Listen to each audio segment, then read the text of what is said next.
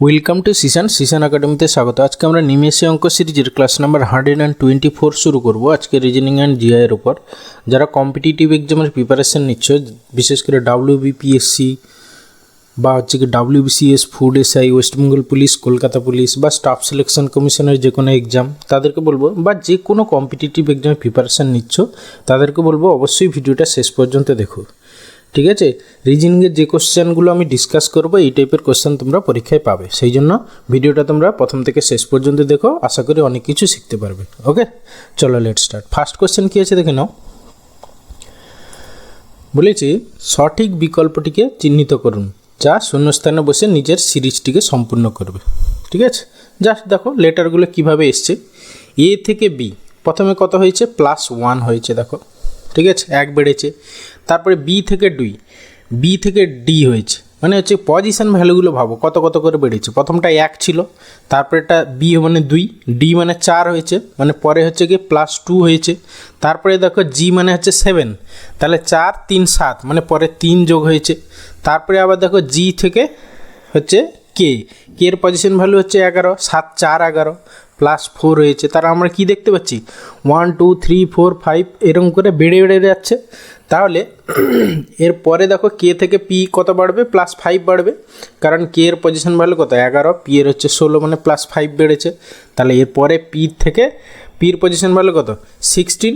ঠিক আছে, তাহলে 16-এর সঙ্গে তুমি +6 যোগ করে দাও, যা হবে সেটাই হবে তোমার position value of the letter. ঠিক আছে, তাহলে 16 + 6 6 6 12, মানে 22 হচ্ছে কার পজিশন ভ্যালু না ভি।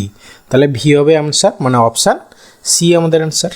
ওকে, সেই জন্য বলবো কম্পিটিটিভ এক্সামে প্রিপারেশন যদি তুমি নিচ্ছ তাহলে অবশ্যই কি করবে, পজিশন ভ্যালু এবং অপোজিট লেটারগুলো ইংলিশ অ্যালফাবেটের কি হয় সেটা অবশ্যই ঠোঁটস্থ রাখতে হবে। ঠিক আছে, অ্যাট এ গ্ল্যান্স পির পজিশন ভ্যালু 16, ভির পজিশন ভ্যালু 22, টির 20, হ্যাঁ, এইভাবে করে তোমাকে মনে রাখতে হবে। ঠিক আছে, সেই জন্য আমার একটা ভিডিও আছে, দেখবে তোমরা দেখে নিও ওটা, মানে how to remember position value and opposite letter of English alphabet, এরকম একটা ভিডিও আছে, সেই ভিডিওটা তোমরা অবশ্যই দেখে নিও। ঠিক আছে, আচ্ছা চলো লেটস স্টার্ট। এরপরে সেকেন্ড কোশ্চেন কী আছে দেখে নাও।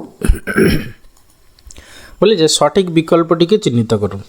বুঝতেই পারছো, ফ্রুটস ইজ টু ফুড, তাহলে টি ইজ টু কী হবে। ঠিক আছে, ফ্রুটস হচ্ছে খাদ্যের মধ্যে একটা জিনিস। ঠিক আছে, টিটা এখানে যে অপশানগুলো দেওয়া আছে তার মধ্যে হচ্ছে বেভারেজ হবে অ্যান্সার, মানে অপশান ডি হবে অ্যান্সার এখানে। ওকে, এরপরে আসি কোশ্চেন নাম্বার 3। বলছে একটি সাংকেতিক ভাষায় মেয়েকে লেখা হয়েছে 1 2 3। ঠিক আছে, তারপরে দেখো রুলসকে লেখা হয়েছে দিস।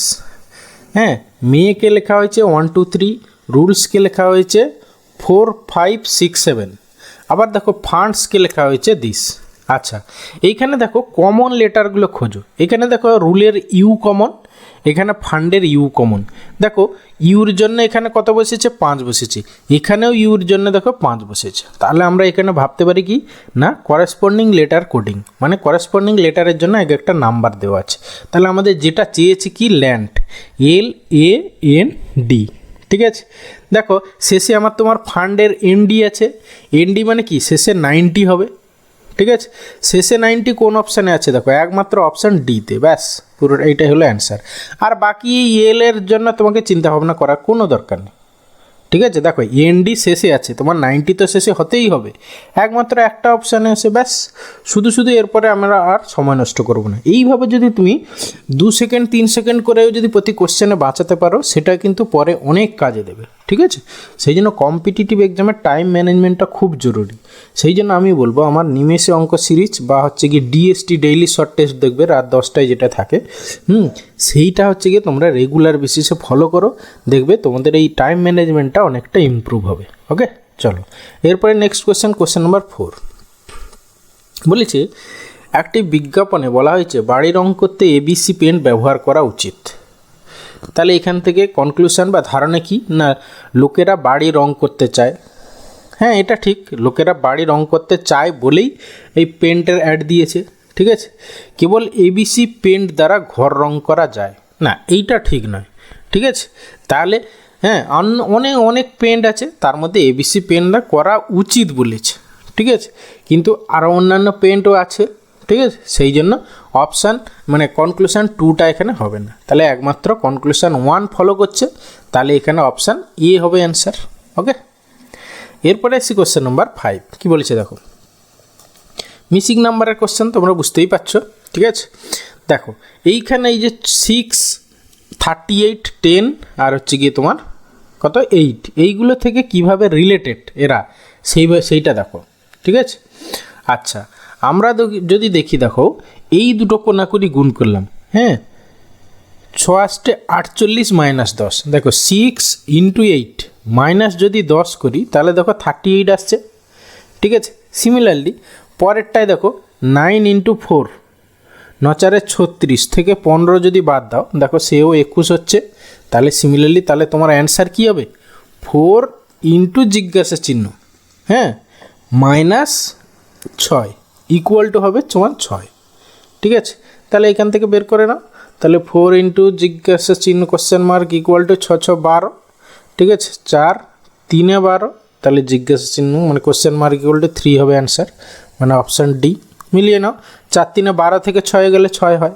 ওকে, তাহলে এখানে অপশান বি হলো অ্যান্সার। সরি, অপশান বি না, এটা সি হবে। হ্যাঁ, অপশানটা গন্ডগোল আছে, এইটা হবে বি আর এইটা হবে গিয়ে তোমার সি।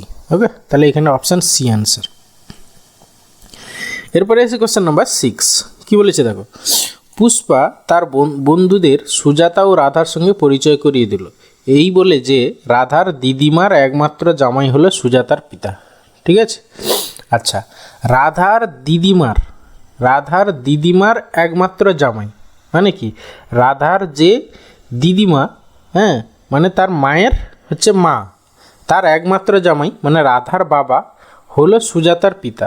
ঠিক আছে, তাহলে রাধা আর সুজাতা এখানে কি হচ্ছে, বোন হচ্ছে। ঠিক আছে, সুজাতার পিতা যে রাধার বাবা হতে সে, তাহলে এখানে সুজাতা কোনভাবে রাধার সঙ্গে সম্পর্কিত, তাহলে এখানে বোন হচ্ছে, মানে অপশান সি হবে অ্যান্সার। ওকে, এরপরে আসি কোশ্চেন নাম্বার 7। কী বলেছে দেখো, বলেছে সঠিক সংখ্যাটিকে চিহ্নিত করুন, মানে নাম্বার সিরিজ বুঝতেই পারছো। দেখো নাম্বার সিরিজ খুব ইজি জিনিস, কিচ্ছু নেই। যদি তুমি না জানো প্রথমে কি করবে, স্টেপ করো জাস্ট। দেখো 2 থেকে প্রথমে 5 বেড়েছে। ঠিক আছে, আচ্ছা আমি নিচে একটু লিখে নিচ্ছি, 2 5 11 20 32 47, তারপর হচ্ছে 65, তারপর ড্যাশ। ওকে, আচ্ছা প্রথমে কত বেড়েছে দেখো 3 বেড়েছে, তারপরে এখানে কত বেড়েছে দেখো 6, তারপরে কত বেড়েছে দেখো 9, তারপরে কত বেড়েছে দেখো 12, তারপরে কত বেড়েছে দেখো। আচ্ছা এইখান থেকে তুমি খেয়াল করো, 3 2 6 3 3 9 3 4 12, তাহলে 3 5 15, 15 বেড়েছে কি, হ্যাঁ 15ই বেড়েছে। তারপরে 3 6 18, 18 বেড়েছে দেখো, 8 7 15, হ্যাঁ 65 বেড়েছে। তাহলে 3 7 21 বাড়বে। ঠিক আছে, 21 মানে ইউনিট ডিজিট, 5 একে 6 হবে, ইউনিট ডিজিট একমাত্র 6 কোনটা আছে, অপশান সি আছে। ব্যাস, অপশান সি অ্যান্সার। ওকে, এরপরে আসি কোশ্চেন নাম্বার 8। বলছে নিচের ডায়াগ্রামটি হলো এবিসিডি একটি 4টি চিত্রের সমন্বয়। এ বোঝায় সেই সমস্ত ব্যক্তিতে যারা চা পান করে, তাহলে এ হচ্ছে গিয়ে টি। ঠিক আছে, আর বি বোঝায় সেই সমস্ত ব্যক্তি যারা কফি পান করে, এরা হচ্ছে গিয়ে কফি। আর সি বোঝায় সমস্ত ব্যক্তি যারা দুধ পান করে, এরা হচ্ছে গিয়ে মিল্ক পান করে। তারপর ডি বোঝায় তারা হচ্ছে গিয়ে ঠান্ডা মানে কোল্ড ড্রিঙ্কস। ঠিক আছে, মানে কোল্ড ড্রিঙ্কস আমি সিডি লিখে দিলাম শর্টে, কোল্ড ড্রিঙ্কস পান করে। এবারে কি বলেছে দেখো, যে সেই সমস্ত ব্যক্তিদের যারা ঠান্ডা পানীয় পান করে, কতজন ব্যক্তি কফি, সেই সমস্ত ব্যক্তিদের দেখো যারা ঠান্ডা পানীয় পান করে, মানে কি অপশান মানে ডি সার্কেলটার মধ্যে তোমাকে থাকতে হবে। আবার কতজন ব্যক্তি কফি বা দুধ পান করেন না, কফি বা দুধ মানে এই সি বির মধ্যে থাকবে না আর সির মধ্যে থাকবে না, কিন্তু ডির মধ্যে থাকবে। ঠিক আছে, তাহলে দেখো এই সি আর মানে বি সেটটা আর এই সি সেটটার মধ্যে নেই, অথচ ডি সেটটার মধ্যে আছে। একমাত্র কি হবে, এই 7টা হবে। ঠিক আছে, 7টা দেখো তোমার বির মধ্যে নেই আর সির মধ্যে নেই, শুধু ডির মধ্যে আছে। ব্যাস, তাহলে এটাই হবে অ্যান্সার। কিন্তু এইখানে একটা গন্ডগোল আছে, যে সমস্ত ব্যক্তিদের ঠান্ডা পানীয় পান করে, কতজন ব্যক্তি কফি বা দুধ পান করে না বলেছে, ঠিক আছে, কফি বা দুধ পান করে না, তাহলে এখানে 7 হওয়া উচিত অ্যান্সার। কফি বা হচ্ছে গিয়ে দুধ মানে মিল্ক পান করে না, হ্যাঁ ঠিকই তো আছে, তাহলে 7 হওয়া উচিত অ্যান্সার, কিন্তু এখানে অপশানে কোথাও নেই, ঠিক আছে, তাহলে এখানে অ্যান্সার হবে 7। এবার তোমাদের কিছু মানে আমার ভুল হলে তোমরা অবশ্যই কমেন্টে জানিও, ঠিক আছে। আমার অনুযায়ী আমি অপশান 7 মানে 7 হবে অ্যান্সার, কিন্তু কোনো অপশানে নেই। ওকে, এরপরে কারণ কি এখানে দেখো এটা কি বলেছে জানো, চা পান করে, ঠিক আছে, তাহলে যে সমস্ত ব্যক্তি, আরেকবার একটু দেখে নিই, যারা ঠান্ডা পানীয় পান করে কতজন ব্যক্তি, হ্যাঁ ঠিকই আছে, আমার 7 হবে অ্যান্সার, বাট এখানে তোমার নেই, হ্যাঁ ঠান্ডা পানীয় পান করতেই হবে, মানে ডি সেটটার মধ্যে থাকতেই হবে, কিন্তু বি আর সি এর মধ্যে থাকবে না, তাহলে অনলি 7 হবে অ্যান্সার। ওকে, এরপরে আসি কোশ্চেন নাম্বার 9। কী বলছে দেখো, বলছে যদি স্টার বোঝায় এক ধরনের গণনা, আচ্ছা মানে স্টার মানে এইভাবে রিলেটেড আর কি, 4 আর 5 থেকে 11 কীভাবে হচ্ছে দেখো। আচ্ছা আমরা যদি এরকম ভাবতে পারি 4 × 5 20 হলো, বাই 2 করে দিই, ইকুয়াল টু দেখো 4 5 20/2 প্লাস 1 যদি করি দেখো 11 চলে আসছে, ঠিক আছে। সিমিলারলি 4 × 8 বাই 2, হ্যাঁ প্লাস 1 করে দাও, 4 × 8 32/2 16 প্লাস 1 17, হ্যাঁ আসছে। তারপরে 2 × 9 বাই হচ্ছে গিয়ে 2, হ্যাঁ প্লাস 1 9 2 18/2 মানে 9 একে 10, হ্যাঁ 10 আসছে, তাহলে আমাদের যেটা অ্যান্সার সেটা কী হবে 6 × 3/2 6 3 18/2 মানে হচ্ছে 9 প্লাস 1 মানে হচ্ছে 10 হবে অ্যান্সার, 10 মানে অপশান বি অ্যান্সার। ওকে, এরপরে আসি কোশ্চেন নাম্বার 10। বলেছে যদি ইনটু এর অর্থ ভাগ হয় আর হচ্ছে গিয়ে এইভাবে, তোমাকে তাহলে কোনটা হবে, জাস্ট যেটা বলেছে ইকুয়েশনটা সেটা তুমি ফলো করো, হ্যাঁ যার পরিবর্তে যেটা সেটা বসিয়ে দাও আগে, ঠিক আছে, ব্যাকেট আছে ব্যাকেট দেবে প্রথমে।